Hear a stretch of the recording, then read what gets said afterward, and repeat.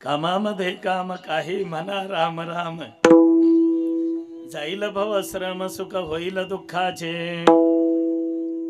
कळो येईल अंतकाळी प्राण प्रयाणाचे वेळी, राहते निराळी रांडा पोरे सकळ, जिता जिसे जैसा तैसा पुढे आहे रे ओळसा, उगवणी फासा काय करणे ते करी, केले होते याचे जन्मे अवघे विठोबाच्या नामे, तुका म्हणे वरमे जाणून या तरते, कळो येईल अंतकाळी प्राण प्रयाणाचे वेळी, राहते निराळी रांडा पोरे सकळ, पांडुरंगा प्रथम नमन, पांडुरंगा करू प्रथम, पांडुरंगा करू प्रथम, पांडुरंगा करू प्रथम नमन, दुसरे चरणा संतांचे, दुसरे चरणा संतांचे, या दुसरे चरणा संतांचे, हे त्यांच्या कृपादाने कथेचा विस्तार, हे समाधाने कथेचा विस्तार, त्यांच्या कृपादाने कथेचा विस्तार, समाधाने कथेचा विस्तार, बाबाजी सद्गुरुदास तुका, बाबाजी सद्गुरुदास तुका, बाबाजी सद्गुरुदास तुका, ओम नमो ज्ञानेश्वरा, ज्ञानेश्वरा, ओम नमो ज्ञानेश्वरा, ओम नमो ज्ञानेश्वरा, ज्ञानेश्वरा,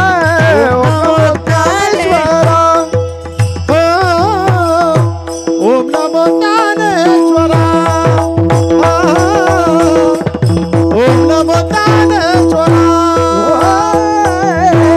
ओम नमो ज्ञानेश्वरा, ज्ञानेश्वरा, ओम नमो ज्ञानेश्वरा, हे करुणा करा दयाला, करुणा करा दयाला, अनुग्रहाला धन, तुमचा अनुग्रहाला धन, करुणा करा दयाला, हो करुणा करा दयाला, चराचरी चराचरी चराचरी चराचरी, प्रथम नमन करू गणनाथा उमा शंकराच्या सुधा, चरणावरी ठेवणी माथा साष्टांगी आता दंडवत, दुसरे बंधू शारदा चतुराननाच्या आत्माचा वाक्सिद्धी पाविजे, सहजातीच्या चरणवजा दंडवत, आता बंधू देव ब्राह्मण जैंचे पुण्य पावन प्रसन्न होते, श्रोते जनतया माटे दंडवत, आता बंधू साधू सज्जन नित्य हृदय हरीचे ध्यान विठ्ठल नाम उच्चारते जनतया माटे दंडवत, आता मुरंग भूमिका कीर्तने उभय होती लोकाटाळ मृदंग श्रोते देखा त्या माटे दंडवत, ऐशे मन करुणी सकळा हरिकथा बोले बोबड्या बोला ज्ञानी म्हणून आपुल्या बाळा, चालवी सकळा नामा म्हणे विठ्ठल.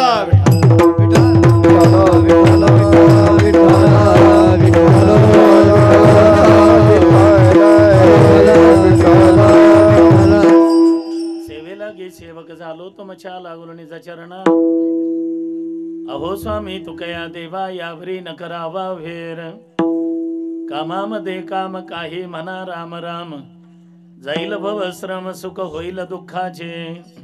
प्रस्तुत कीर्तन रूपी सेवेकरता निवडलेला अभंग यच्चे यावत भूतलावर जन्माला आलेल्या जडजीवांचा उद्धार करण्यासाठी आपला देह अखंड झेजविणारे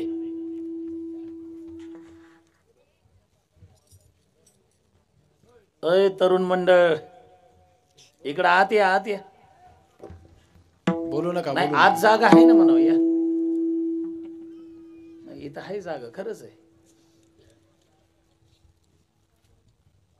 अभंग श्रीमंत श्री जगद्गुरु तुकोबारायांचा आहे. आपण जर विचार केला तर एक महत्वाची गोष्ट आपल्या लक्षामध्ये येईल. राहू द्या आता की परमपूजनीय महान तपस्वी गुरुवर्य लोटांगणी महाराज उर्फ गडबडे महाराज यांच्या या भव्य दिव्य मंदिराच्या या भव्य दिव्य प्रांगणामध्ये तुम्हा सर्वांचे मार्गदर्शक आणि श्री हरिभक्तीपरायण गोलू महाराज यांच्या संकल्पनेतून आणि या कार्याला तुम्हा सर्व पंचक्रोशीतील ग्रामस्थ मंडळ, भाविक भक्त मंडळ, तरुण मंडळ, भजनी मंडळ आणि विशेष आधार म्हणजे माजी राज्यमंत्री माननीय सुभाषरावजी ठाकरे साहेब त्यांचे चिरंजीव आज या ठिकाणी उपस्थित आहेत. अभंगातही राम आहे आणि उपस्थितही रामच आहेत. आमचे माननीय श्री रामजी ठाकरे साहेब यांचा फार मोठा आधार या कार्यक्रमाला आहे आणि या मंदिरालाही आहे. आपल्या भाविकांचा तर आहेच आणि त्या संबंधाने आज ज्यांच्या संपर्कातून विद्यमानाने मला निमंत्रण आहे माननीय गणेशरावजी व्यवहारे, माननीय विठ्ठलरावजी व्यवहारे, माननीय बंटीरावजी पाटील आणि माननीय मधुकररावजी ठाकरे यांच्या विद्यमानाने मला निमंत्रण आहे. त्या संबंधाने उपस्थित सर्व महाराज मंडळी आमचे श्री हरिभक्तीपरायण गायनाचार्य मधुकर महाराज अवचार, मनोहर महाराज अवचार त्यांच्या संस्थेतले सर्व विद्यार्थी असतील, श्री हरिभक्तीपरायण काजळी भाऊंच्या संस्थेतले विद्यार्थी असतील आणि आज ज्यांचा वाढदिवस आहे म्हणजे अभिष्ट चिंतन हे राहू दे बरं का मिशन बरं का रे, पुन्हा वाढदिवस करायचा आहे पुन्हा. आमचे श्री हरिभक्तीपरायण मृदंग सम्राट मंगेश महाराज इकडच्या बाजूला आपल्याच गावचे जावाई नाही का, हा जावयाची लई मजा. आमचे श्री हरिभक्तीपरायण आशिष महाराज, माझ्याबरोबर आलेले माऊली महाराज, आपल्या परिसरातील सर्व गुणीजन मंडळी, गायनाचार्य मृदंग, जरी सर्वांची नावं परिचित नसतील तरी तुमच्याबद्दल नितांत प्रेम श्रद्धा मात्र आहेच. उपस्थित सर्व महाराज मंडळी, आईबहिणी, वडीलधारी मंडळी, टाळकरी माधव, मृदंग वादक, गायक वृंद, परमार्थातील जाणते परमार्थिक श्रोते आणि मला ज्यांच्याबद्दल स्वाभिमान आहे त्या माझ्या सर्व तरुण वर्गाच्या विशेष उपस्थितीमध्ये पहिल्याच दिवशी कार्यक्रमाला लाभलेली भव्य आणि दिव्य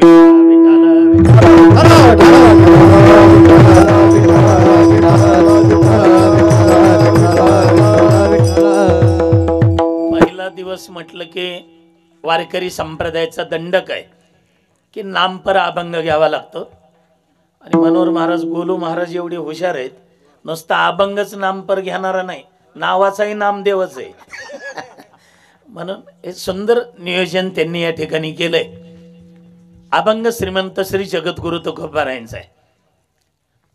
आम्ही जशी कीर्तन करतो तसे जगद्गुरु तुकोबारायांची कीर्तन व्हायची आणि कीर्तन झाली की महाराज मंडळी काही त्यांना भेटायला जायचे, काही साधक मंडळी.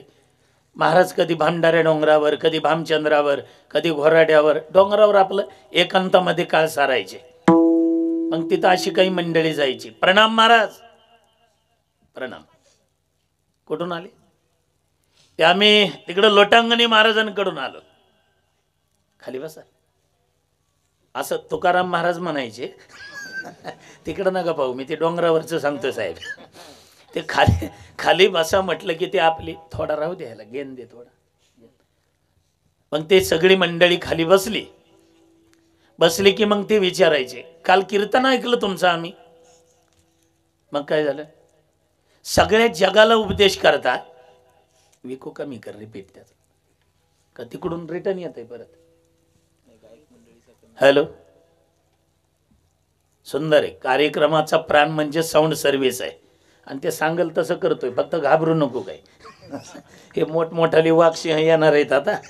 विठाल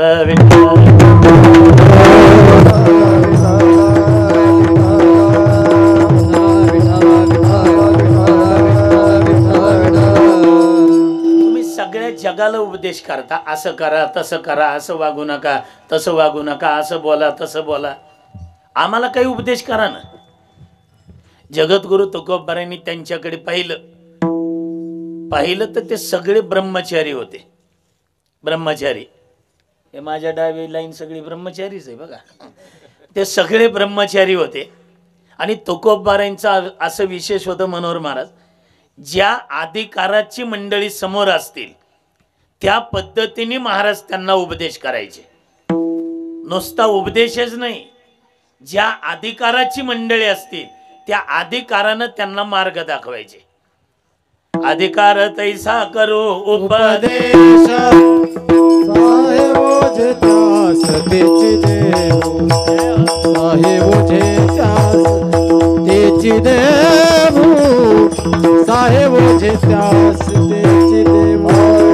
अधिकार तैसा करू उपदेश, साहेब जे त्यास तेचे देव, साहेब जे त्यास तेचे देव, साहेब जे त्यास तेचे देव.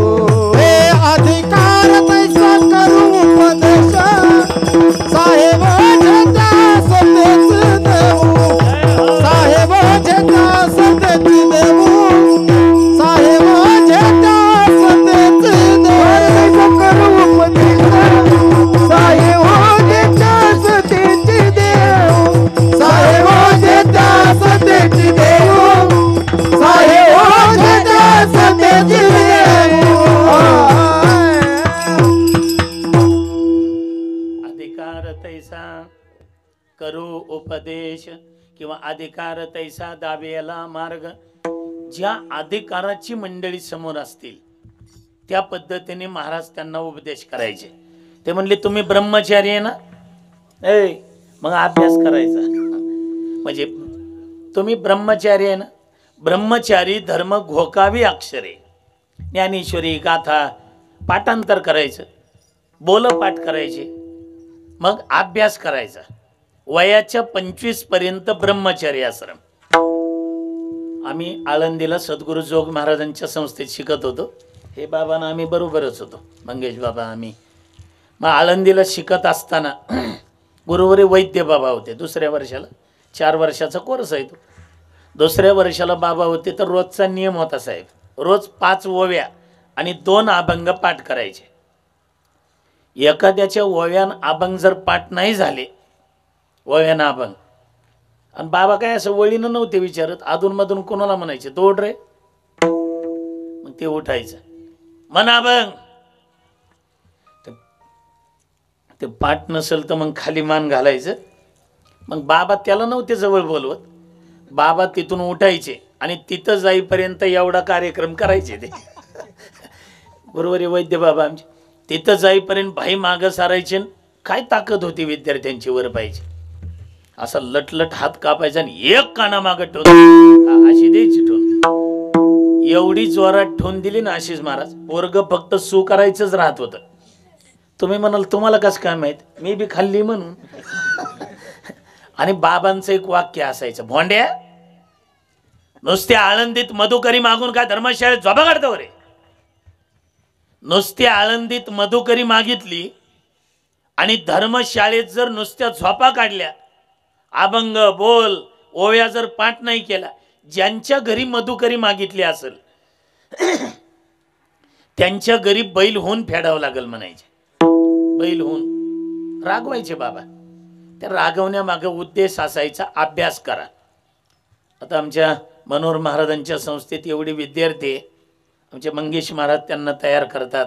महाराज त्यांच्याकडून गायनाचं शिक्षण करून एखाद्या वेळेला त्याच्या कानामागं ठेवून द्यावे लागते विद्यार्थ्याचे. त्याच्या पाठीमागे हेतू असतो, तो चालला काय कोणाला द्यायला. हा, मग ते अभ्यास करावा हा हेतू असतो. ब्रह्मचारी धर्म घोकावी अक्षरी, अक्षर घोका.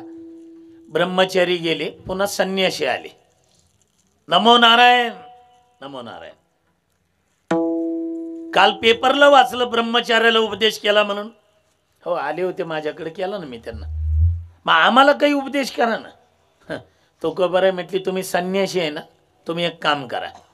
संन्यास तो त्याग संन्यास तो त्याग संकल्पाचा, संन्यास तो त्याग संकल्पाचा.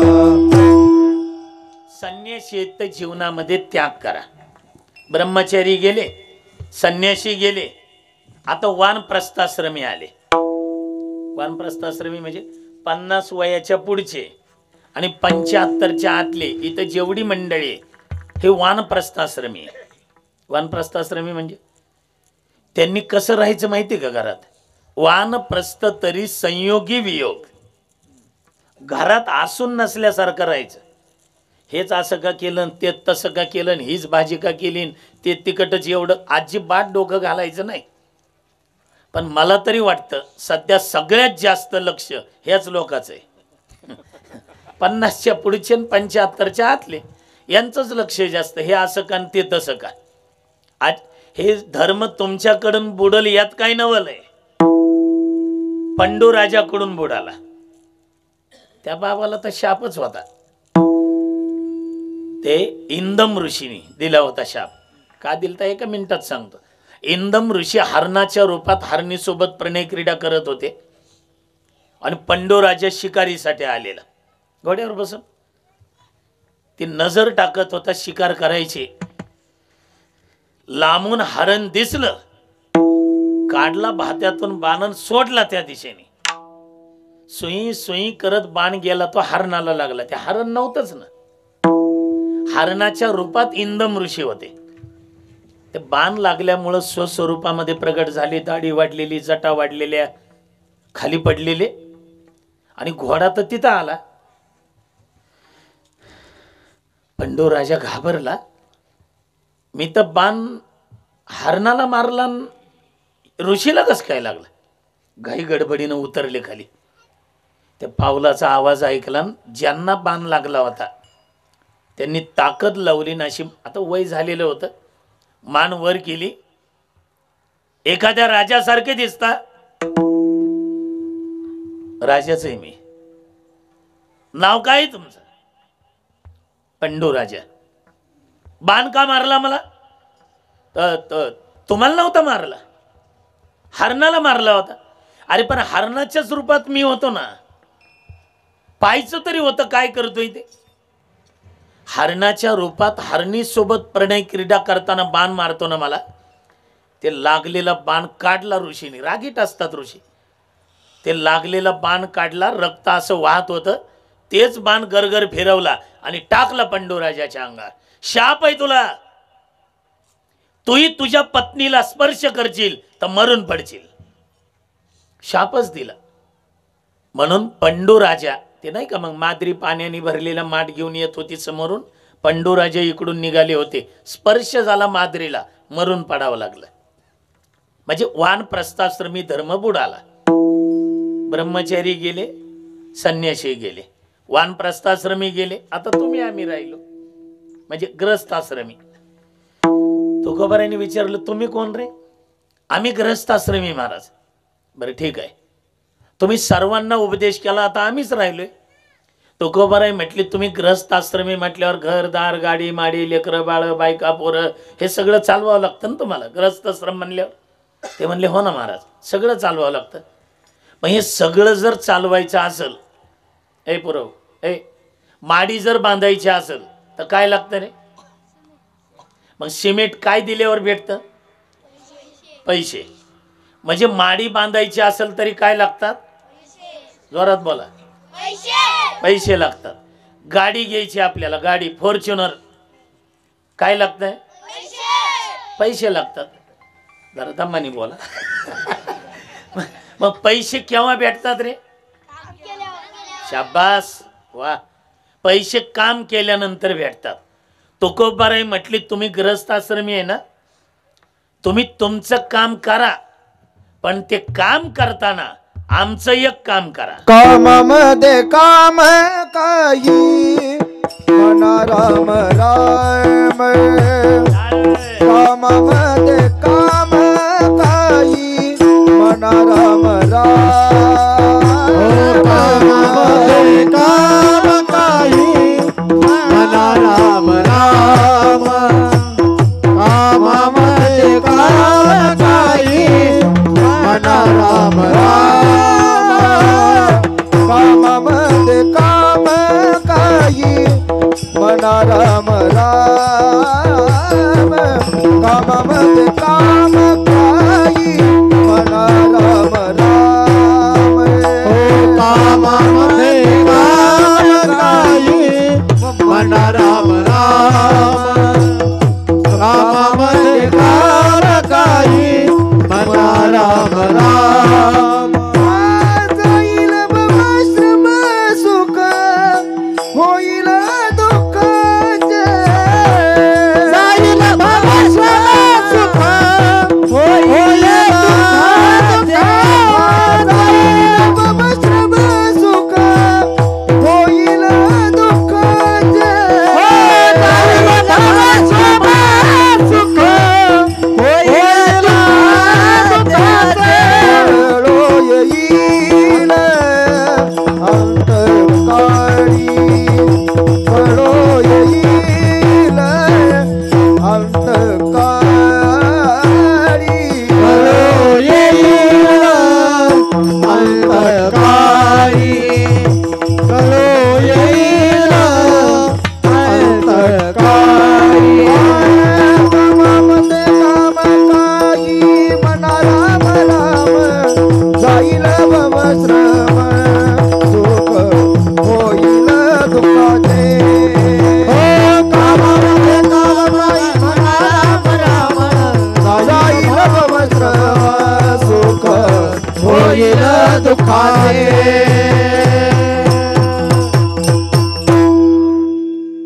तुमचं काम नका बंद करू. सोयाबीन काढणं असेल, इकडं पाणी देणं असेल, ते काम करा. पण ते काम करताना कामामध्ये तुमचं काम नाही बंद करायचं. पण काम करताना शेतात पायाला काम आहे, हाताला काम आहे, डोळ्याला काम आहे, तोंडाला काय काम आहे बाबा.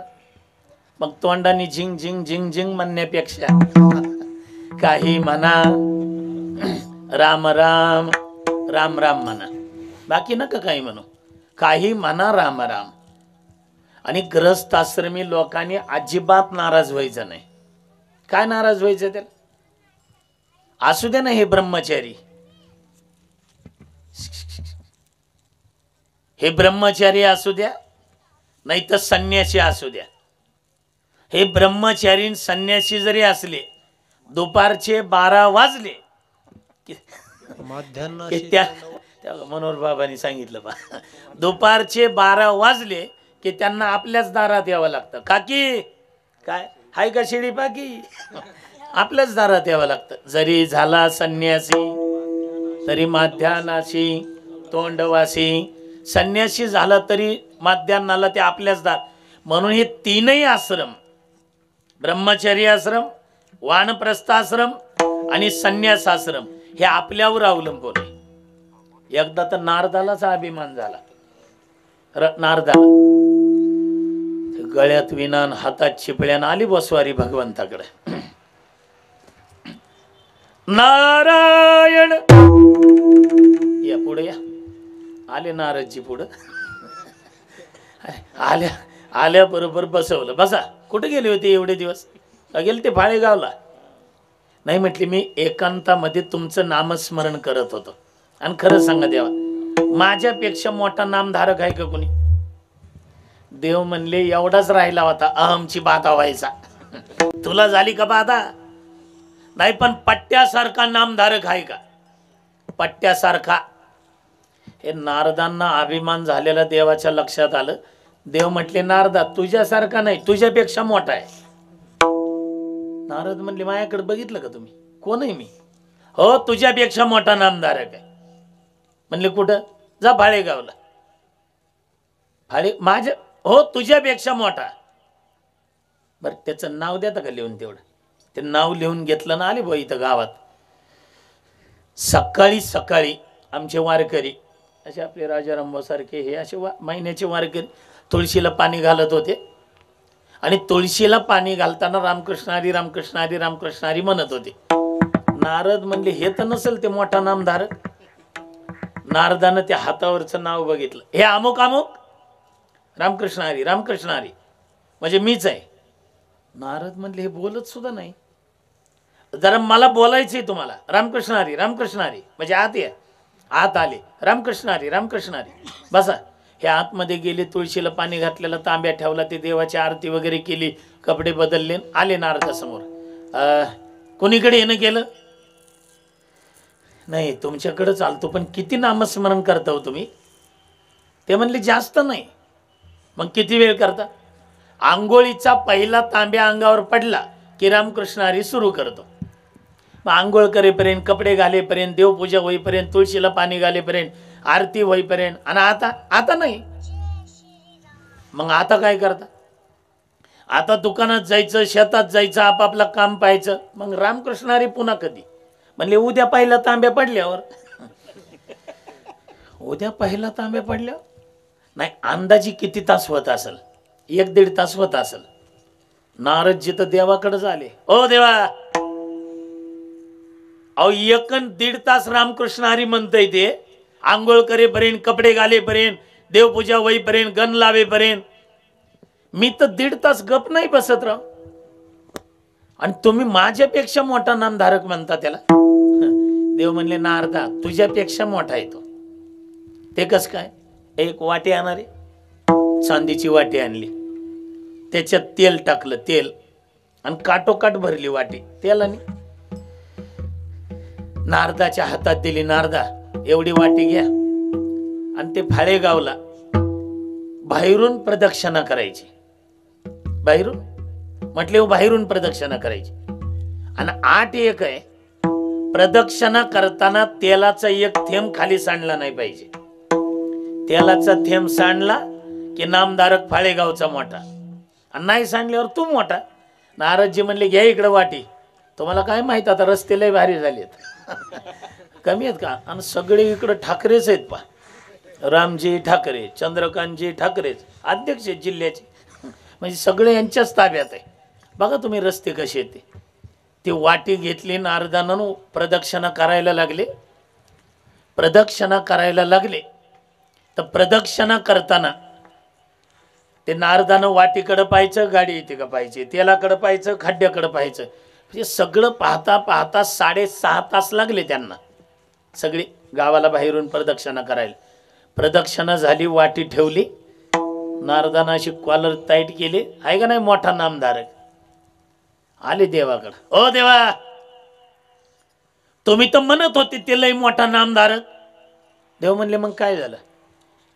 पट्ट्या मोठा नामधारक आहे. कशावरून? एक थेंब नाही सांडला.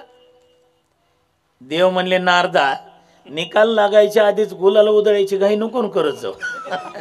अजून 1-2 सर्कल राहिलेत बाबा, त्यात पुन्हा काही कमी जास्ती झालं तर नाही. पण तुम्ही तर म्हटले होते थेंब नाही सांडला तर तू मोठा, आणि सांडला तर फाळेगावचा मोठा. आता लक्ष देऊन ऐका आणि कळलं तर बघा. देव म्हणले नारदा, त्या गावाला प्रदक्षिणा केली तर किती तास लागले तुला? 6.5 तास. बर, 6.5 तास प्रदक्षिणा करताना तो माझं नाव किती वेळा घेतलं? नारदानं तर शेंडीच खाजवली. नारदजी म्हणले अहो त्या वाटीकडे बघायचं, गाडीकडे पाहायचं, रस्त्याकडे पाहायचं, तेलाकडे पाहायचं. ह्यांना आता तुमचं नाव घ्यायचंच विसरलो मी. आता उत्तर आहे का? देव म्हटले नारदा, वाटीभरच तेलाचं ओझं दिलं रे तुझ्याजवळ, वाटीभर. तर 6.5 तासात एकदाही माझं नाव नाही घेतलं. अरे पाठीभर प्रपंचाचं ओझं त्या फाळेगावच्या वारकऱ्याच्या डोक्यावर आहे, पण एकही दिवस मला विसरत नाही. तुझ्यापेक्षा मोठा नामधारक, तुझ्यापेक्षा मोठा नामधारक. म्हणून ग्रहस्थाश्रमी लोकांनी नाराज व्हायचं नाही. हे ब्रह्मचारी असू द्या, संन्यासी असू द्या, हे सगळं त्यांचं आपल्यावर अवलंबून आहे.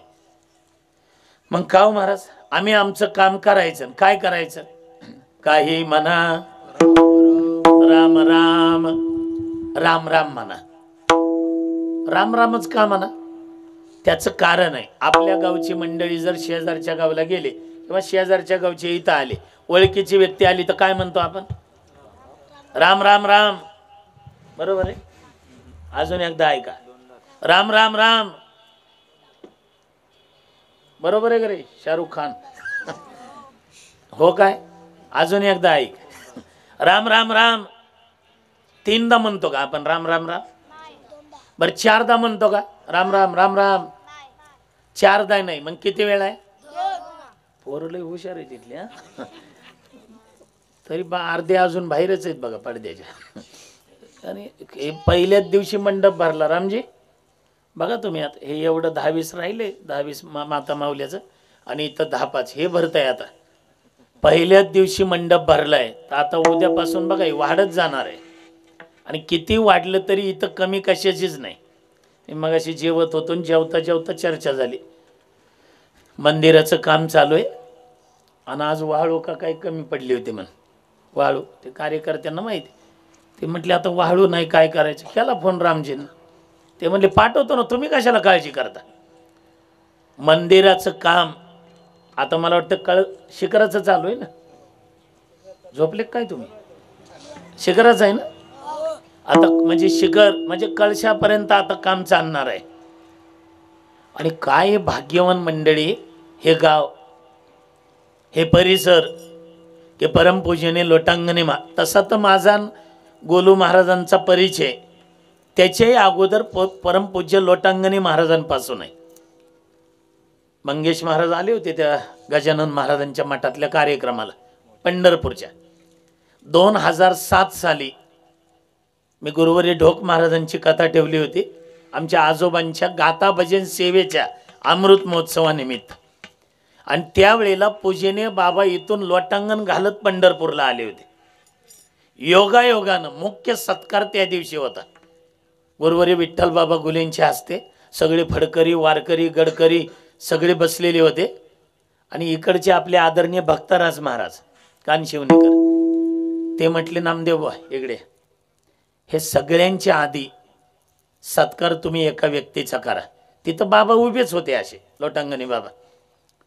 म्हटलं कुणाचं करायचं? त्यांनी मला खुणवलं. त्या बते मी त्यांच्याकडे पाहिले, ते धोतर मळलेलं, ते नुसतं अर्धवट ते बनेल का काही बंडीत असले ते उपरणं टाकले. म्हणलं ह्यांचं? ते म्हटले महाराज ह्यांचा म्हणू नका, त्या कपड्यावर नका जाऊ. कुठं राहिलं हे विदर्भ, तिथून लोटांगण घालत ते पंढरपूरला आलेत.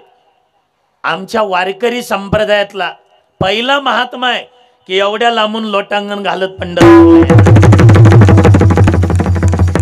तिथली साधी प्रदक्षिणा आम्हाला व्हायना साहेब, 1-2 किलोमीटरची प्रदक्षिणा आहे, आम्हाला चालत व्हायना. काय पुण्य. माझ्याकडे अजून फोटो येतो पूजनीय महाराजांचा मी सत्कार केलेला. असे महात्मे होणे नाही हो. महाराज भरपूर होतील पण असे महात्मे होणं अवघड आहे. काय जीवनात केलं सांगा ना त्यांनी. पुन्हा हे गाव, या गावाचं आराध्य दैवत आपले भाईजी महाराज.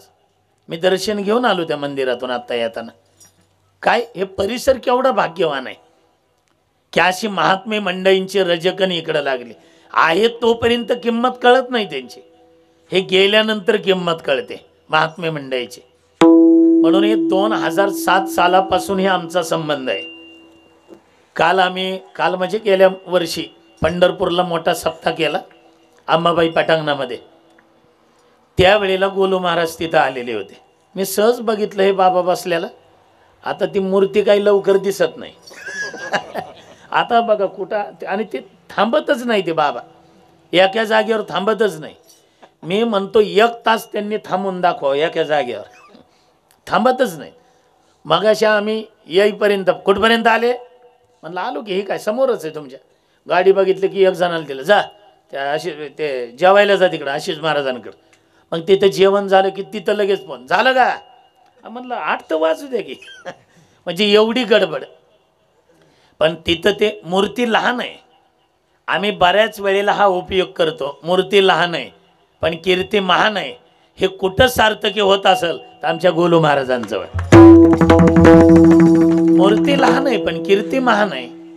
एवढ्या लहान वयामध्ये एवढं मोठं मंदिराचं कार्य आणि आपल्या परिसरात वारकरी संप्रदायाचं कार्य करणारा माझ्या पाहिल्यातल्या पहिली व्यक्ती गोलू महाराज. माझ्या पाहण्यातल्या एवढ्या कमी वयात, वय मोठं झालं पुन्हा सगळे मानायला लागले, पुन्हा करणं ते सोपं आहे. पण एवढ्या कमी वयामध्ये हे मंदिर 5 गुंठे का काही जागा दान दिली म्हणित. वैकुंठवासी विश्वनाथरावजी व्यवहारे ते गेले म्हणा आता, पण ते जरी गेले तरी त्यांची चिरंजीव संदीपजी नाही का, संदीपजी विश्वनाथराव व्यवहारे, ते महाराजांना म्हटले, गोलू महाराजांना, ते आता थोडंफार मंदिर वाढलं असेल, ते म्हटले वाढू द्या, अर्धा नाही 1 गुंठा लागू द्या, अजून काय लागायचे ते लागू द्या, पण मंदिर व्यवस्थित करा. मी तर म्हणतो मुलगा व्हावा तर असा संदीप भाईयासारखा व्हावा. वडिलांनी दिलेलं दान त्याच्यापेक्षा मी द्यायला तयार आहे. आणि या जन्मात जर भूमिदान दिली, भूमिदाने होसी भूपाळू, या जन्मात जी भूमिदान करतात ते पुढच्या जन्मात राजे होतात. तुम्हाला राजे व्हायचं असेल तर 4-5 गुंठे कुणी द्या अजून. म्हणजे हे काय आमच्या पदरचं नाही, साधू संतांनी लिहून ठेवलंय. कनकदाने कांती निर्मळू, ज्याला पुढच्या जन्मात वाटतंय मी गोरा पान व्हावा, त्याने या जन्मात सोनं दान करायचं, ते सुद्धा पंढरपूरच्या वारकऱ्याला. या जन्मात सोनं दान केलं की पुढच्या जन्मामध्ये कनकदाने कांती निर्मळू, भूमिदाने भूपाळू, असं बरंच त्या, माझे काय सगळं ते पाठ नाही, लक्षात नाही, पण भूमिदाने होसी भूपाळू. मगाशी बरेच जण म्हणत होते नाही हो, ते मंदिर होईपर्यंत, ते कळस बसवेपर्यंत विश्वनाथराव पाहिजे होते. मी म्हणतो कोण म्हणतं नाही, ते तुमचा कळस बसेपर्यंत, आता हे मंदिराचं काम चालू आहे ना, ज्या वेळेला आता हे तुम्ही जर सगळ्यांनी मनावर घेतलं, सर्वांनी, सगळ्या भाविक, एकटे रामजीच काय, एकटे चंद्रकांतरावच काय, एकटे माननीय सुभाषरावजी साहेबच काय, इथं कोणी श्रीकृष्ण व्हायचं, कोणी गोपाळ व्हायचं, कोणी पेंद्या व्हायचं, कोणी वाकड्या व्हायचं, कोणी बोबड्या व्हायचं. मी म्हणतो त्यावेळेला भगवान परमात्म्याला तो गोवर्धन उचलायचा होता, गोवर्धन पर्वत, तर एकट्या भगवान कृष्णाला उचलत होता ना तो, एका करंगळीवर एकट्या भगवान कृष्णाला उचलत होता. मी म्हणतो मग पेंद्याला, वाकड्याला, बोबड्याला सुद्धा मला म्हणायची काय गरज होती, लावा काट्यान उचला रेन, ताकद लावा रेन, काय गरज होती म्हणायची. त्याचं कारण आहे की एकट्याने हे करायचं नाही, आपला सर्वांचा सहभाग त्यात पाहिजे.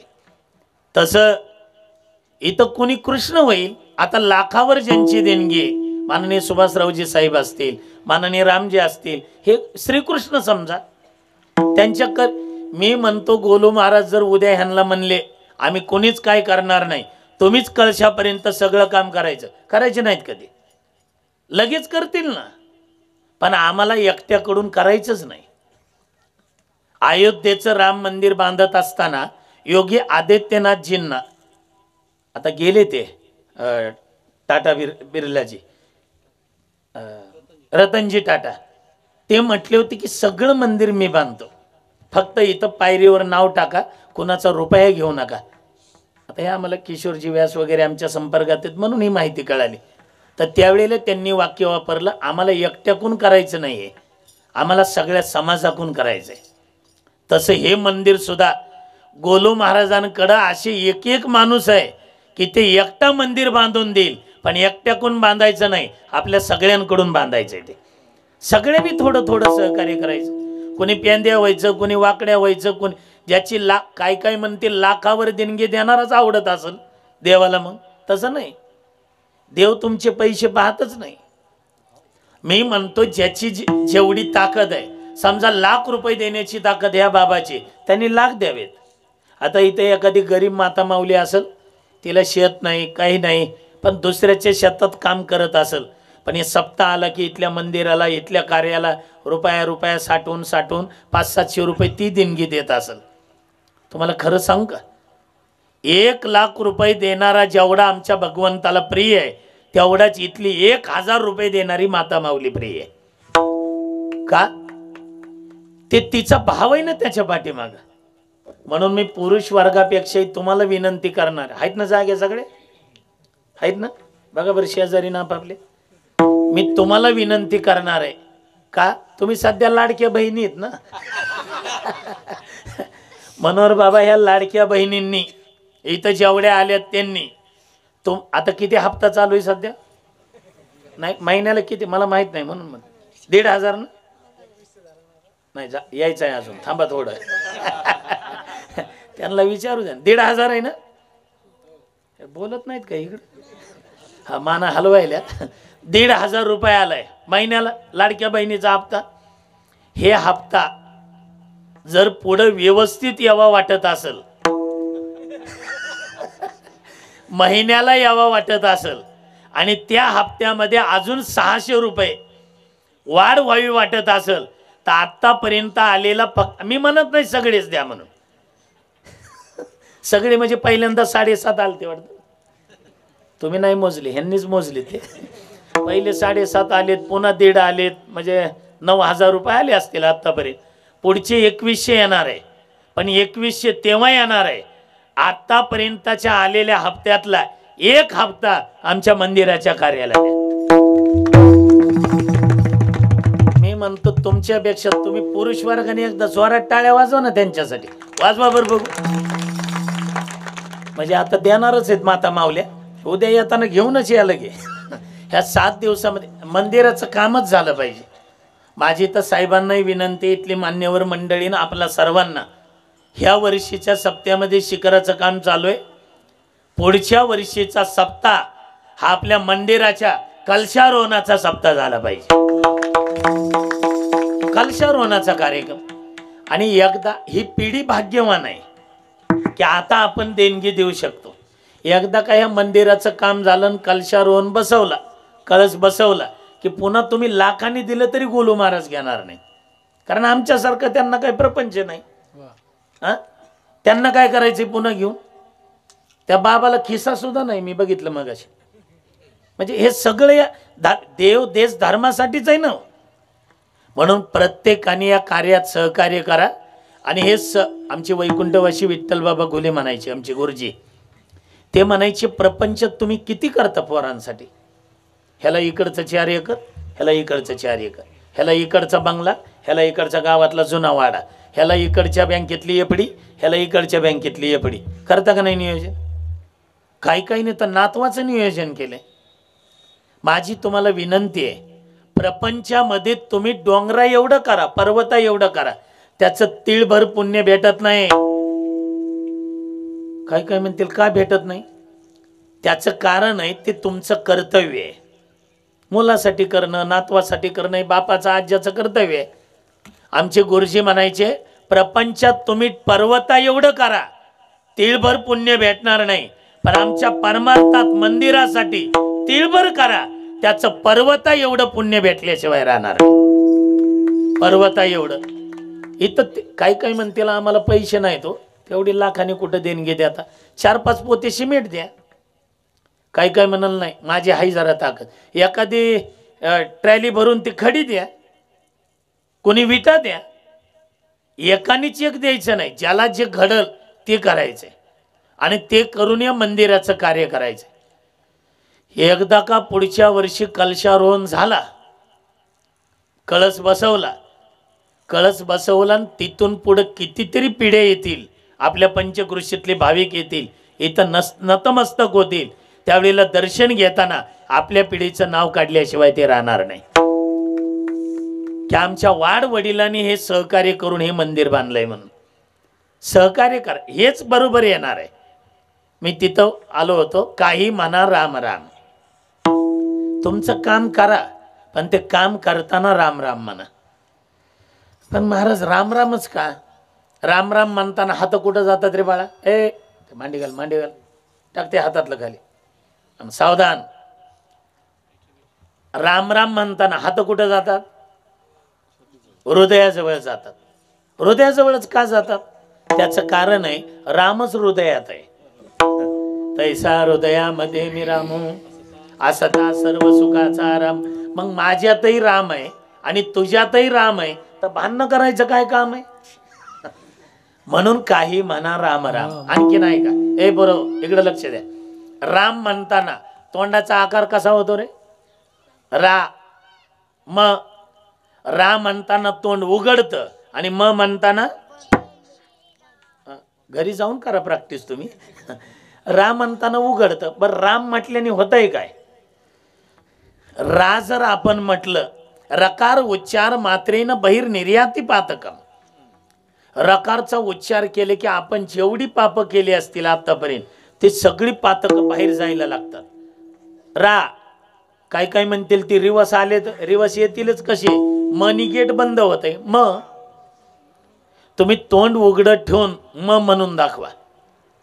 बघा तुम्ही येत आहे का? म उघडत ठेवून म म्हणून दाखवा आणि तोंड झाकून रा म्हणून दाखवा. आजचं नारळच तुम्हाला नारळ म्हणलंय. नाही ते इट्टलराव व्यवहारे हे सगळे म्हणतील बरं झालं आपल्यातलंच आपल्याकडे यायले. म्हणताच येत नाही हो, म्हणताच येत नाही. तोंड उघडत ठेवून राच म्हणावं लागतं. तोंड झाकून थोडं द्या, थोडं तोंड झाकून मच म्हणावं लागतं. ह्याचं ते थोडं मच म्हणावं लागतं. म्हणून काही म्हणा राम राम. राम शब्दामध्ये एवढी ताकद आहे. राम शब्दामध्ये किती ताकद आहे? ते समुद्र मंथन झालं तर त्याच्यातून विष निघालं. कोण घेणार आता? म्हणजे त्या भगवान शंकरजींना. ह्या बाबांनी विचार केला नाही, होतं तसं उचललं आणि घेतलं. घेतलं तर ते कंठावर परिणाम झाला ना त्याचा. ते दाहकता व्हायला लागली. भगवान शंकरांना ती दाहकता व्हायला लागली तर कोणीतरी म्हटलं पाणीवत पाणी. कोणीतरी फोन केला गंगेलाच, पडा त्याच्या डोक्यावर. गंगेने डोक्यावर पडली पण तरी दाहकता कमी झाली नाही. कोणीतरी म्हटलं एक काम करा, ते सर्प थंड असतो, सर्प तो गळ्याला गुंडाळा असा म्हणजे ते थंड लागेल जरा. सर्पही गुंडाळला तरी दाहकता कमी झाली नाही. कोणीतरी म्हटलं चिताभस्म लावा तरी दाहकता कमी झाली नाही. कोणी म्हटलं ते चंद्र घ्या, चंद्र शीतल आहे, ते डोक्यावर ठेवा म्हणजे दाहकता तरी कमी झाली नाही. शेवटी भगवान शंकर म्हटले सारखं तुम्ही बाजूला, तुम्ही काहीच करू नका, आता मी करतो काय करायचं. आणि भगवान शंकराने दुसरं काहीच केलं नाही. भगवान शंकराने फक्त एकच केलं मनोहर बुवा. काय केलं? विष हळहळले महादेवा कंठी धरीला राम राजीव. विष हळहळले महादेव कंठी धरीला राम. विष हळहळले महादेव कंठी धरीला राम राजीव. विष हळहळले महादेव कंठी धरीला राजीव. हे श्रीराम जय राम जय जय राम. श्रीराम जय राम जय जय राम. श्रीराम जय राम जय जय राम. हात वर करा बघू, हात वर. हा. मनोहर बाबा श्रीराम पुढं जय राम म्हणतील. जय जय राम. बोला. सगळे म्हणा एकदा जोरात म्हणा. पाठीमागे. श्रीराम जय राम जय जय राम. श्रीराम जय राम जय जय राम. सर्व म्हणा. माता श्रीराम मुली जय पुढे राम जय जय राम. ओ श्रीराम जय राम जय जय राम. श्रीराम जय राम जय जय राम. हे श्रीराम जय राम जय जय राम. श्रीराम जय राम जय जय राम. बोला. बोलो, बोलो, बोलो. हो श्रीराम जय राम जय जय राम. श्रीराम जय राम जय जय राम. हे श्रीराम जय राम जय जय राम. श्रीराम जय राम जय जय राम. श्रीराम जय राम जय जय राम. श्रीराम जय राम जय जय राम. श्रीराम जय राम जय जय राम. श्रीराम जय राम जय जय राम.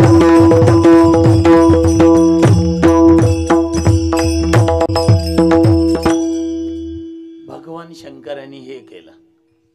भगवान शंकरांनी काय केलं? श्रीराम जय राम जय जय राम याचा जप केला.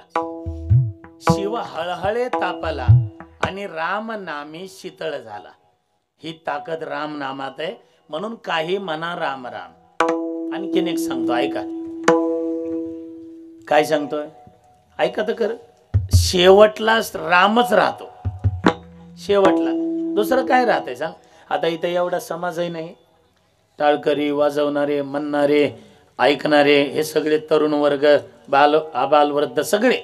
ह्याच्यातलं कोणाचं काही नाव असू द्या, काही नाव असू द्या, त्याच्यात शेवटला रामच राहतो. तुम्ही म्हणाल कसं काय राहतो. ते तुळशी रामायणात एक सूत्र सांगितलंय आशिष महाराज. तुळशी रामायणात तुळशीदासजींनी ते सूत्र प्रत्येकाने आपापल्या नावाला लावा. शेवट रामच राहिला पाहिजे. सूत्र असं आहे ऐका. ते म्हणतात नाम को चतुर्गुणे उसमें पंचतत्व मिले, द्विगुना करने का काम 8 से भाग लो, नीचे बचे सो राम. कळलं ना. ते म्हणतील तुम्हालाच कळलं काय बडबड केली. आज बरं करूनच दाखवतो ना एक. ए पोरव तरुण वर्ग आहे नाही. एक नाव सांगा बरं बघू. एक नाव सांगा ना कुणाचं. ऋषिकेश. किती अक्षर झाले. गणित तुम्हाला करायचं बरं का. राम कसा राहतो ते सांगतो मी फक्त. ऋषिकेश किती अक्षर आहे. नाम को चतुर्गुणे. चला 4 ला 4 निगुणा. चांगलं गणित पक्क आहे. 4 चौक 16. उसमें पंचतत्व मिले. 16 आणि 5 18 म्हणत होता काय. 16 आणि 5 21. उसमें पंचतत्व म्हणजे पृथ्वी, आप, तेज, वायू, आकाश हे पंचतत्व त्यात मिसळले. 16 आणि 5 21. द्विगुना करणे का काम. 21चं डबल करायचं. हा 42. आता 42 ला 8 ने भाग बरं. मी सांगतो तुला इकडे बघ. खाली मान नको. खाली करतो काय कॉपी तू. हा 42 ला 8 ने भागायचंय. 8 1 8 चौक 8 पंचे 40. शाबास. 8 पंचे 40. 42 मधून 40 गेले. किती राहिले. 2 राहिले. ते 2 अक्षर म्हणजे आमचा राम. शेवटला रामच राहतो. काय काय म्हणतील ऋषिकेश म्हणजे ऋषीचंच नाव आहे. आता ऋषिकेश हे 4 अक्षरी झालं. आता ह्याच्यापेक्षा कमी नावात अक्षराचं सांगा नाही तर जास्त सांगा बघू. हा अंज. काय नाव काढले बाबा. बर किती अक्षर झाले. 2. शाबास. आता नाम को चतुर्गुणे. 2 ला 4 निगुणा 4 2 8. उसमें पंचतत्व मिले. केला. हा लवकर. 4 2 8. त्याच्यात 5 मिसळायचे. 13. द्विगुना करणे का काम. 13 2 26. 8 भाग लो. 8 त्रिक 24. 26 मधून 24 गेले. 2 राहिले. ते आमचा राम आहे. वाजवायच्या तर जोरात वाजवत जा टाळ्या नाही तर वाजवत जाऊ नका. थंडीमुळे कदाचित हे होत आहे ना. म्हणजे किती शेवट राम. आता 4 अक्षरी घेतलं 2 अक्षरी घेतलं. जरा मोठं नाव सांगा बरं बघू. अभिषेक. 4 झाले की रे. तू गप्प बस आता बाकीच्याला बोलू दे. हे सगळं हाणून न्यायला लागलाय. बघू एक मोठं नाव सांगा बघू. रामेश्वर राव. किती अक्षर झाले. 6. नाम को चतुर्गुणे. साईचो उसमें पंच. तू बोल नको म्हणलं तुला. साई दुसऱ्याला बोलू दे रे. साई चौक 24. उसमें पंचतत्व मिले. किती 29. द्विगुना करने का काम. डबल करा. 29 आणि 29 58. 8 भाग लो. 8 7 56. 58 मधून 56 गेले. 2 राहिले. ते आमचा राम आहे.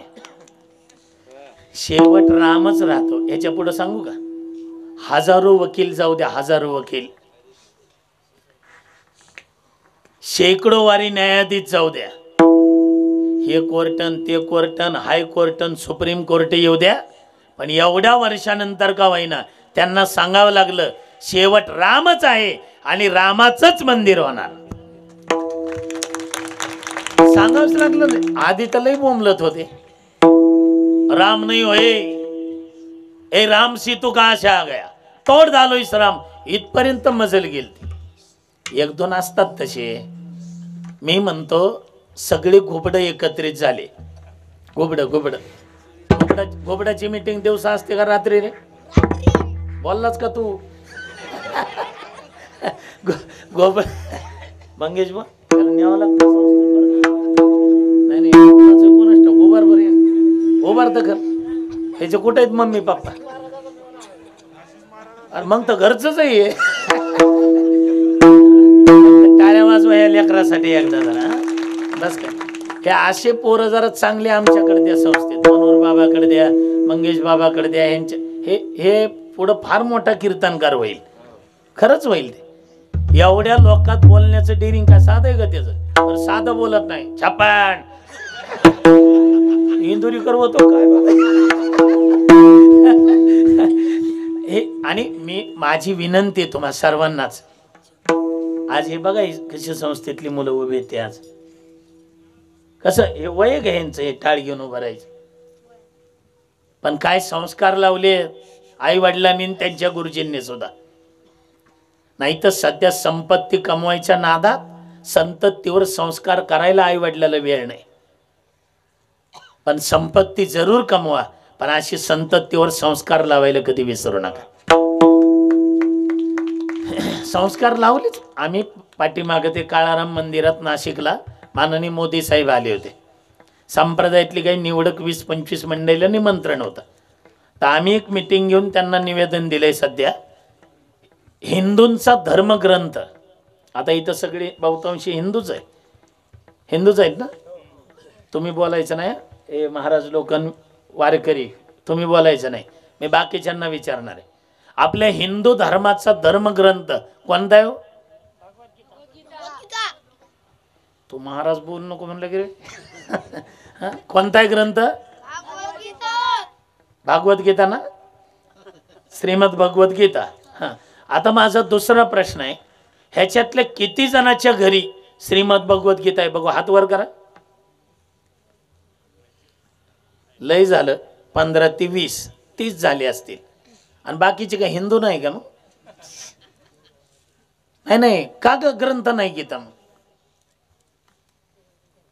सावध होणं गरजेचं आहे. सध्या धर्म कळ नाही. आम्ही मोदी साहेबांना म्हटलंय तो हिंदू धर्माचा ग्रंथ सध्या कोर्टात ठेवलाय. तुम्ही सच बोलूंगा, तिथं हात ठेवून बोलायचं असतं. खरंच बोलेल, खोटं बोलणार नाही. बोलतोय खोटच. पण आम्ही त्यांना विनंती केली तेवढा ग्रंथ श्रीमद भगवत गीता कोर्टातून उचला आणि 5वी ते 12वी पाठ्यपुस्तकामध्ये द्या. तुम्हाला कोर्टात गीता ठेवावी लागणार नाही. ही ताकद आमच्या श्रीमद भगवत गीतेत. आमच्या सुद्धा काय अपेक्षा असतात रामसाहेब. आमच्या एक तुमच्या जशा अपेक्षा असतात आमच्याकडून. लबडे महाराजांनी हे सांगितलं पाहिजे, खोले महाराजांनी पिंगळा म्हणला पाहिजे, पुरुषोत्तम बाबांनी आई माझा मायेचा सागर म्हणला पाहिजे. उद्या म्हणणारच आहे ते. आणि आम्हाला अभिमान आहे त्यांचा. अहो त्यांचं ते आई माझा मायेचा सागर ऐकून कितीतरी आई वृद्धाश्रमातल्या घरी आल्या. ही ताकद उद्याच्या कीर्तन करायची. ते ऐकून कितीतरी जणांनी आपली माय आणली ना घरी, वृद्धाश्रमामध्ये टाकलेली. तुमच्या जशा अपेक्षा असतात आमच्याकडून, आमच्या काय अपेक्षा आहे का नाही तुमच्याकडून? तुम्ही म्हणाल तुमची काय अपेक्षा आहे? आमची काहीच अपेक्षा नाही. आमची आता एवढीच अपेक्षा आहे, हे मंदिराची तर आहेच, पण ह्या वर्षी मी कीर्तनाला आलोय. हे संस्थेतले टाळकरी माझ्या डाव्या बाजूला उभे आहे. पण मी पुढच्या वर्षी मी येईल किंवा जो कार्यकर्ते कीर्तनकार बोलवतील त्या कीर्तनकाराला इकडच्या बाजूला संस्थेतल्या टाळकऱ्याची लाईन आणि इकडच्या बाजूला गावातल्या ह्या तरुण टाळकऱ्याची लाईन पाहिजे. तर सप्ताह केल्याचा फायदा आहे, तर कीर्तन ऐकल्याचा फायदा आहे. नाही तर ऐकतोय कशासाठी आपण? एवढ्या लांबून लांबून कीर्तनकार बोलवतोय कशासाठी? त्यांच्यात बघा लहान लहान पोराला 6-6 5-5 वर्षाच्या पोराला त्या गोल टोप्या घालतात. हाताला धरते ते मस्जिद आहे, कुराण आहे, अल्लाह आहे. आमची 24 वर्षाचे घोडमे झाले, हनुमान चालीसा माहित नाही अजून. हरिपाठात किती अभंग आहे माहित नाही. कशाला पिल्ले लावून फिरता मग गर्व शिकवम हिंदू आहे म्हणून. तुम्हाला जर हिंदू म्हणून घ्यायचा असेल तर प्रत्येक हिंदूच्या कपाळावर गंध पाहिजे. नाही, ज्याच्या कपाळावर गंध आहे तेच हिंदू असल्याचं प्रतीक आहे. त्यांची नमाजाची वेळ झाली तर गाडी साईडला लावून शेतात नमाज मारते. हिंदूच्या पोरांनी कधी गाडी साईडला लावून म्हणली हनुमान चालीसा? आज इथं एवढे तरुण आहेत, माझी तुम्हाला मी काय अधिकारवाणीनं सांगत नाही, उपदेश म्हणून नाही, एक विनंती म्हणून सांगेल. त्यांच्या धर्मस्थळामध्ये दर शुक्रवारी जर नमाज पडायला जागा पुरत नसेल तर आमच्याही हिंदूच्या हनुमंतरायच्या मंदिरामध्ये दर शनिवारी हनुमान चालीसा म्हणायला जागा पुरली नाही पाहिजे. आणि तुम्ही वडीलधारी मंडळी शनिवार आला, शाळेतून पोरगा आला, हातपाय धुतले की हाकलून द्या त्याला, होय मंदिरात मन हनुमान चालीसा, तर हे टिकणार आहे. आम्ही लहान असताना आमची आजी आम्हाला दिव्या जळू घेऊन बसायच्या. आता आम्ही आजीच घरात ठेवली नाही. हे लग्न झालं की 1-1.5 वर्ष झाले की निघालं खोली करायला तिकडं. आई सांभाळे, आजी नको, वडील नको, हम दो, हे दो जाणे दो, वृद्धाश्रमात दुसरं काय.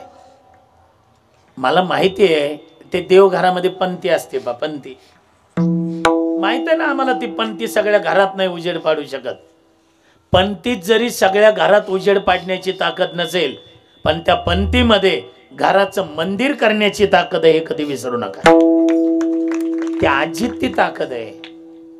म्हणून जागा व्हा, धर्म टिकवा, नाही तर येणारा कालखंड आपल्या दृष्टीनं धोक्याचा आहे. राहतील का मंदिराला कळस? राहील काय माता भगिनींच्या कपाळाला कुंकू? माझ्यापेक्षा साहेबांना विचारा तुम्ही, त्यांना त्या आकडेवारी खरी माहिती असते.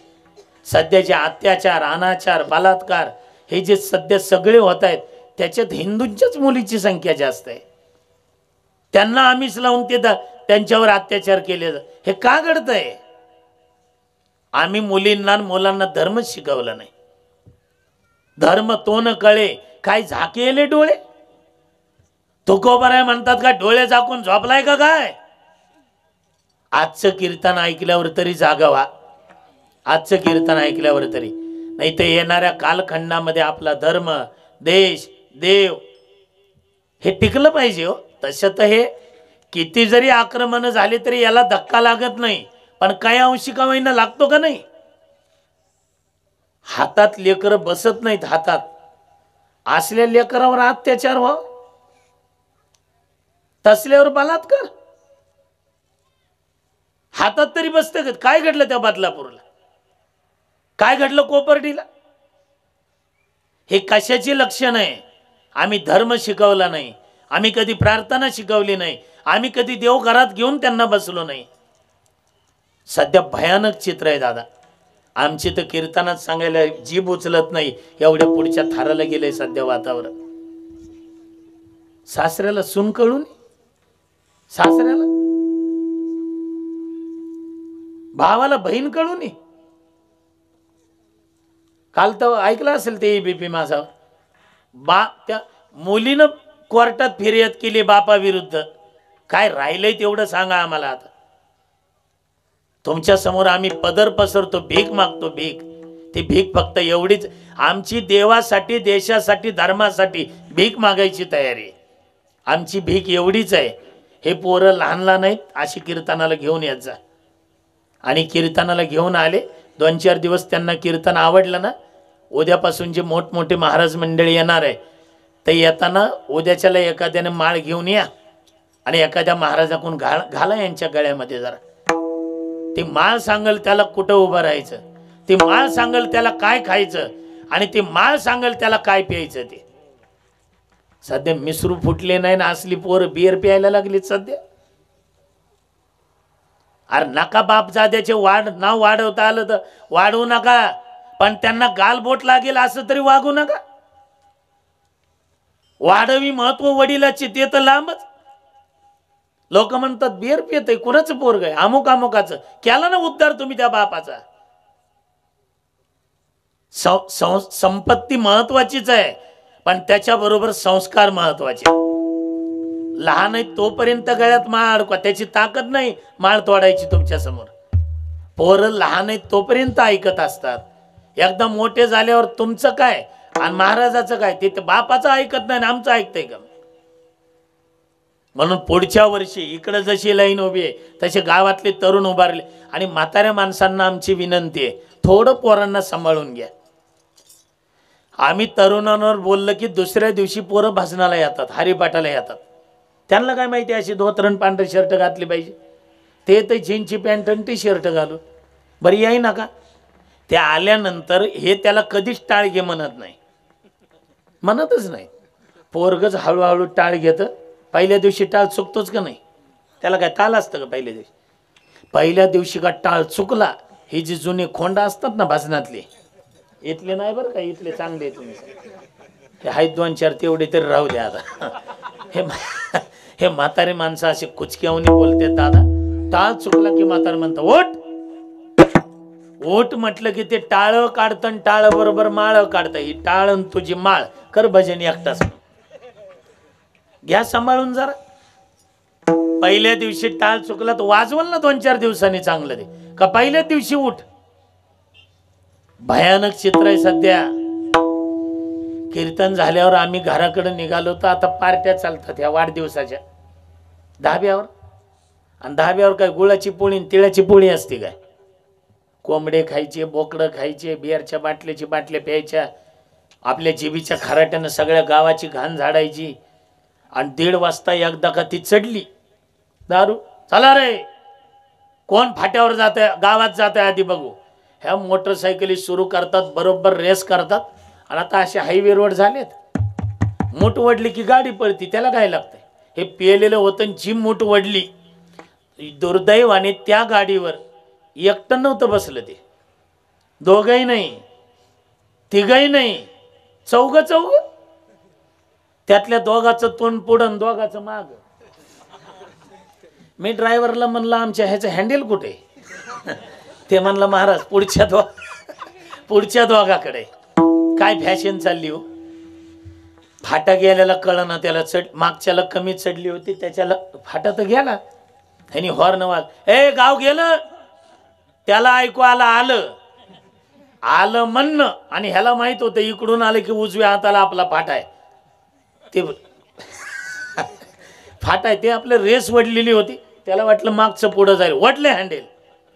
जसं आता 90-95च्या स्पीडनी एकदम जर हँडेल वळवलं, राहील का मागचं टायर?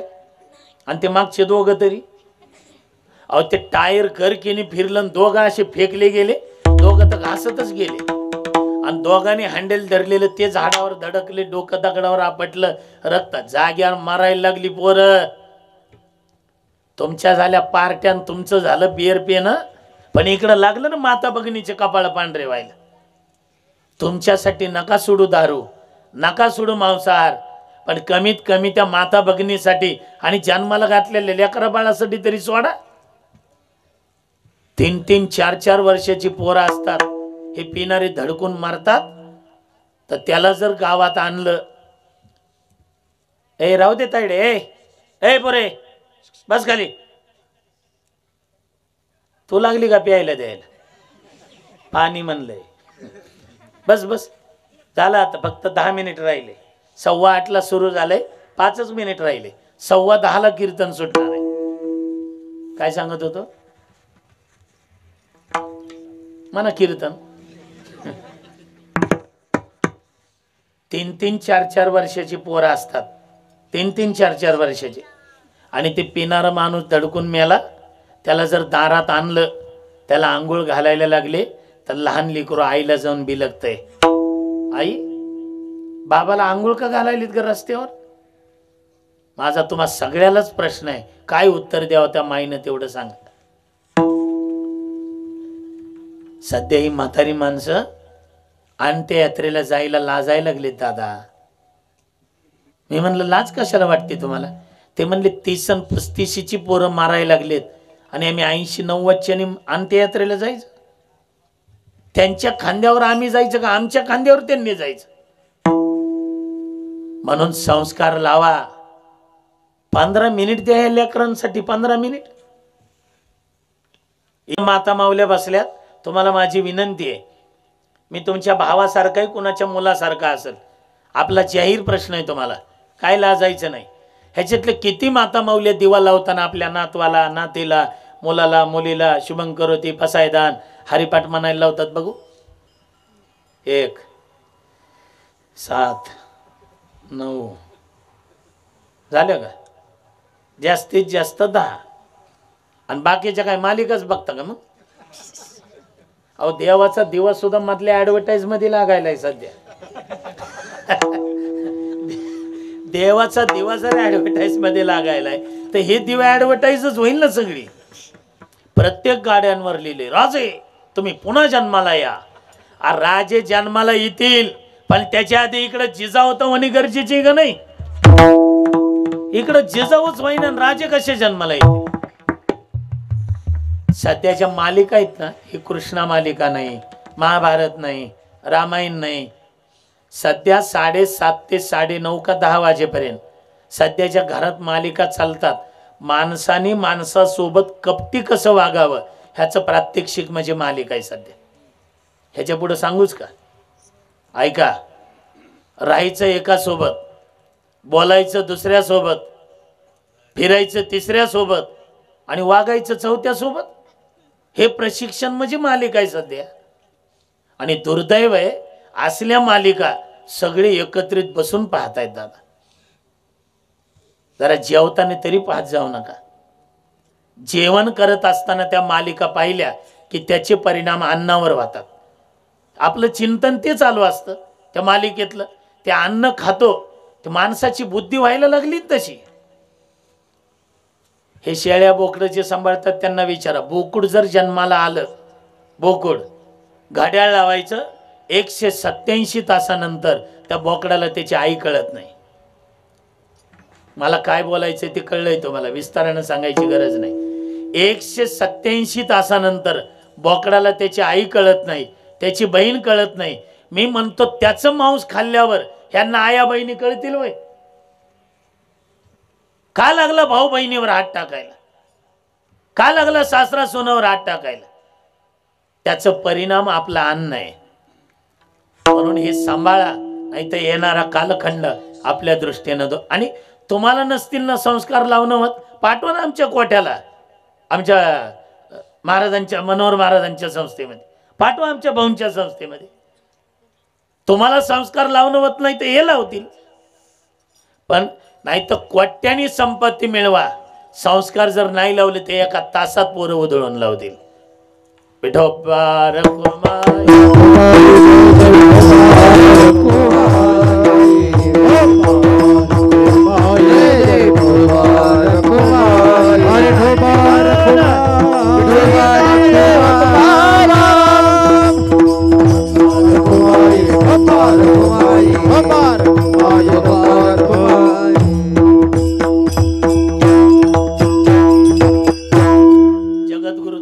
म्हणतात, काही म्हणा राम राम.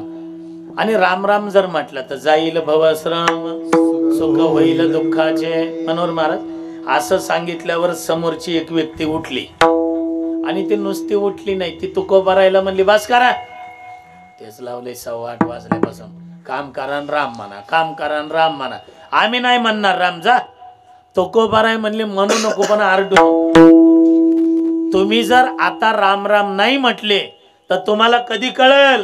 कळो येईल अंतकाळी, कळो येईल अंतकाळी, प्राण प्रयाणाचे वेळी, प्राण प्रयाणाचे वेळी, हार हाती निराळी, हार हाती निराळी, रान पार सका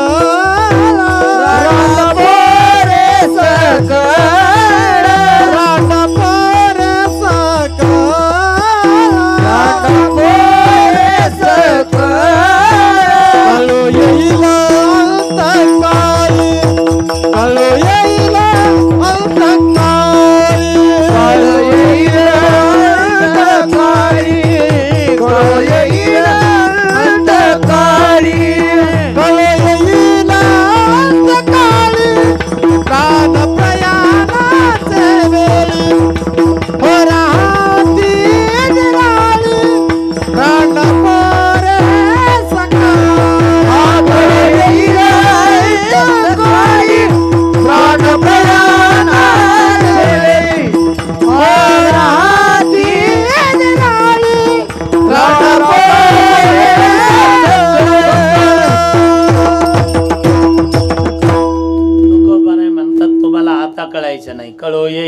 अंतकाळी प्राण प्रयाणाचे वेळी राहते निराळी. सगळी निराळी राहतात. आपल्याला मरण यायला लागलं, तुकोबाराय रागानं बोलले, राहते निराळी रांडा पोरे सकळ, सगळे बाजूला राहतात. जिता जेसे जैसा तैसा पुढे आहे रे ओळसा. उगवणी फासा काय करणे ते करी. काय करायचंय ते आता करा आणि ते या जन्मातच करा. या जन्मातच केल्याने होणार आहे. ते सुद्धा विठोबाच्या नावाने होणार आहे. केले होते याची जन्मी आरा अवघे विठोबाचे नामी. केले होते आची अवघे विठोबाचे नाम. तुका मने वर में जाणोनिया तरतीरा कळो येईल अंतकाळी काळी प्राण प्रयाणाचे वेळी. तुका तुका म्हणे वर्म जाणून या ताराती. कळो येईल अंतकाळी काळी ज्ञान प्रयाणाचे राहती निराळी रांडा पोरे सकळ. राहती निराळी राहती निराळी राहते निराळी रांडा पोरे सकळ रांडा पोरे राहते निराळी रांडा पोरे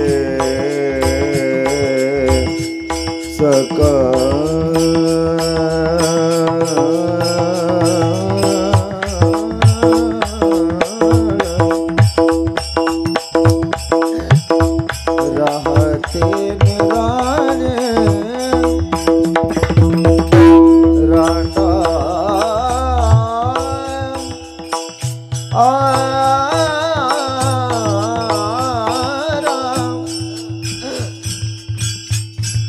राहती निराळी रांडा मोरे सकळ. राहती निराळी रांडा मोरे सकळ रांडा मोरे सकळ रांडा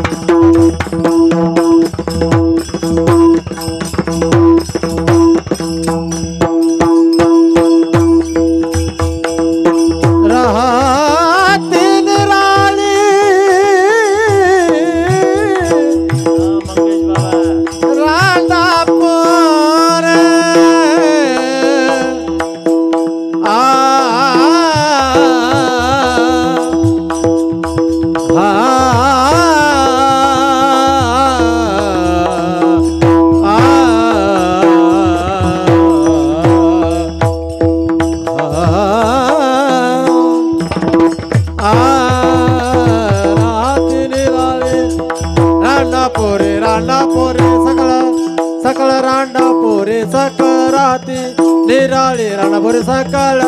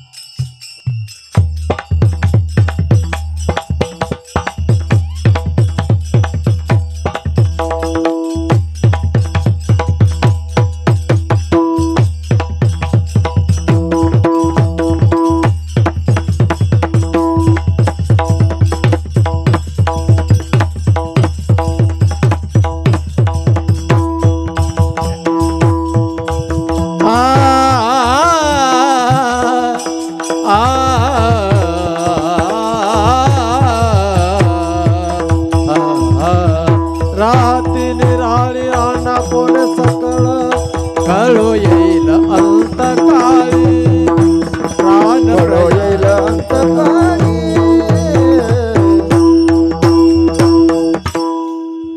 कीर्तन संपलेलं आहे.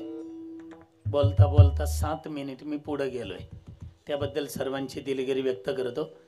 परिसरातील सर्वच भाविक भक्त मंडळींना, ग्रामस्थ मंडळींना कोटी कोटी धन्यवाद देतो. तेव्हा ते कोटी कोटी इकडं कोटी कोटीच का, लाख कुठं नाहीच का. कीर्तन करायची जी ओठात आहे ते आमच्या मंगेश महाराजांच्या आणि आशिष महाराजांच्या बोटात आहे. आमच्या जे ओठात आहे ते यांच्या बोटात आहे. तुम्हाला ऐकायचं आहे का? मराठीच आहे काय, संस्कृत नाही. ऐकून तर घ्या. घेणं दागिनं दादा, घेणं दागिनं दादा, देता की घेणं दाग, देता की घेणं दाग. आज मंगेश महाराजांचा वाढदिवस आहे. गोलू महाराज कुठे गेले? तयारीत आहेत ना?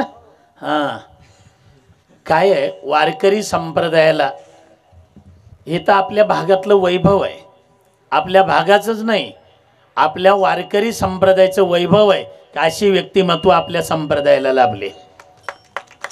हे तुम्हाला आता वाटत असेल यांच्या अंगावर फुलं टाकताना, ते हार टाकताना किती मजा आहे यांची. पण या आळंदीला प्रॅक्टिस करताना आम्ही पाहिले मंगेश बोला. त्यांचं तुम्ही कीर्तन झाल्यावर हात हातात घेऊन बघा किती हलका लागतोय ते. आणि पुन्हा एवढी निबर हात लागतात ते. अहो, असल्या थंडीत पहाटे 3-3:30ला घाटावर जायचं आणि प्रॅक्टिस करायचं. सोपं समजले का तुम्ही? आज महाराष्ट्रामध्ये जे काही टॉपचे मृदंग वादक आहेत, वादक म्हणतोय, बदडणारे नाही. बदडणं वेगळं आणि वाजवणं वेगळं. पोषक जिथल्या तिथं वाजवणारे जे काही व्यक्तिमत्व आहेत त्याच्यात अग्रक्रमाने नाव घेतलं जातं आमच्या मंगेश महाराजांचं, अग्रक्रमाने. आणि हे बाबा जावाई काही साधं नाही. आम्ही काजळी भाऊंकडे तिकडे कीर्तनाला वगैरे गेले की तिथं जायचं. त्यावेळेला लखनबा पारवेकर, हे माधव जाधव, ती टीमच होती त्यांची. पुन्हा दशरथ, अशी बरीच मंडळी. आम्ही रात्री कीर्तन करून, असं कुठलं कीर्तन करून मुक्कामाला, आता काजळी भाऊचे आमचे संबंध, 4-4:15ला आम्ही तिथं गेलो. ते जेव्हा जाल तेव्हा हे प्रॅक्टिस करत बसलेलं असायचं. हे उगाच तयार होत नाही ती मंडळी. ह्याला जीवन समर्पित करावं लागतं. जीवन, ह्यांनी जीवन घातलं. जीवनात दुसरं काहीच नाही ना. फक्त मृदंगाची सेवा. म्हणून आज मंगेश महाराजांचा अभिष्ट चिंतन सोहळा आहे. आपण भगवान ज्ञानोबारायांच्या ठिकाणी जगद्गुरु तुकोबारायांना, आपल्या परमपूजनीय महान तपस्वी गुरुवर्य लोटांगणे महाराजांना, गडबडे महाराजांना आणि परमपूज्य श्री संत भाईजी महाराज यांना आम्ही एवढीच प्रार्थना करू, आमच्या मंगेश महाराजांना, आशिष महाराजांना उदंड आयुष्य, नुसतं आयुष्य नाही, त्या उदंड आयुष्यामध्ये उदंड संपत्ती, आणि नुसती संपत्तीच नाही, त्यांच्या या आयुष्यामध्ये उत्तम आरोग्य त्यांना लाभो, एवढंच आपण अभिष्ट चिंतन सोहळ्यानिमित्त जोरात टाळ्या वाजवू. त्यांचा सत्कार आपण ज्ञानेश्वर माऊलीनंतर गोलू महाराज सांगतील त्या पद्धतीने आपण करणार आहे. सत्कार होणार आहे. पुन्हा एकदा भाविकांना विनंती, तुका म्हणे सत्य कर्मा व्हावे साह्य, घातलिया भई नरका जाणे. सहकार्य करा. सहकार्य करणं होत नसेल तर गप्प बसा. जे करतंय त्याला करू द्या. आणि सगळी मंडळी आधार स्तंभासारखी, गोलू महाराज तुम्ही घाबरू नका, आम्ही तुमच्या पाठीशी. म्हणून आदरणीय रामजी साहेब असतील, आदरणीय चंद्रकांत साहेब असतील, आदरणीय माजी मंत्री साहेब सुभाषरावजी असतील, ही सर्व मंडळींचा आधार आहेच. पण आपल्या सर्व भाविकांनी या सढळ हाताने या कार्यक्रमाला, यातल्या मंदिराच्या, नाही तर हे महाराज लोक केव्हा आपल्या इथं आले असते सांगा ना. हे सोपं समज. ही पत्रिका जर पाहिली आपल्या सप्ताहाची, मीच म्हणलं हे सगळे जमा कस काय झाले एवढे. नाही तर एका पत्रिकेमध्ये महाराष्ट्रात हे सगळे टॉपचे एकत्रित आणण्याचं काम आमच्या गोलू महाराजांनी केले. नाही तर लबडे महाराज असले तर पुरुषोत्तम महाराज नसतात, ते असले तर मी नसतो, आम्ही दोघं असलो तर खोले महाराज नसतात, तिघा असलो तर सोपान महाराज नसतात, कोणी ना कोणी नसतं. पण हे सगळे बरोबर एका लाईनीत बसवले ते आपल्या गोलू महाराजांनी. आणि फक्त याला काही गावातलं सहकार्य नाही, पंचकृषीतून सहकार्य. यजमान मंडळी काही फक्त फाळे गावातलीच नाही, नाही का, बाहेर गावावरून सुद्धा इथं यजमान मंडळी. पण त्याचा लाभ आपल्या गावाला होतोय. हे बाबा का साधा फिरतोय का गोलू महाराज? कोणत्याही गावला जा, कुठेही जा, आता इथं दिसले तर पुन्हा तिथं, पुन्हा तिथंच. गुप्त होऊन निघतात का काय कोणाच ठाऊक. पण ते फार मोठे. आणि हे मी तर म्हणतो कदाचित पांडुरंगालाच वाटलं असेल की आता या परिसराला परमपूजनीय बाईजी महाराज, परमपूजनीय लोटांगणे महाराज ह्यांच्यानंतर आता संप्रदायाचं नेतृत्व करणारा इकडं कोण आहे, म्हणून पांडुरंगाने निर्माण केले आमचे गुरु महाराज. आणि त्यांच्याद्वारे ही सगळी कलाकार गुणीजन मंडळी, आता आदरणीय आमचे मनोहर महाराज ह्यांच्याकडे तर कारखानाच आहे. कशाचा? साखरेचा नाही. हे सगळे महाराज मंडळी तयार करण्याचं, वाजवणारे गायक, मृदंगाचार्य सगळे तयार केले जातात. हे सगळे मोठमोठे मृदंग वादक, गायनाचार्य, अजून पुन्हा उद्या आता ही सुख घडोघडी वाढव लागे, वाढत जाणार आहे. झालेली कीर्तन सेवा भगवत चरणी समर्पित करून सेवेला पूर्णविराम. ज्ञानेश्वर माऊली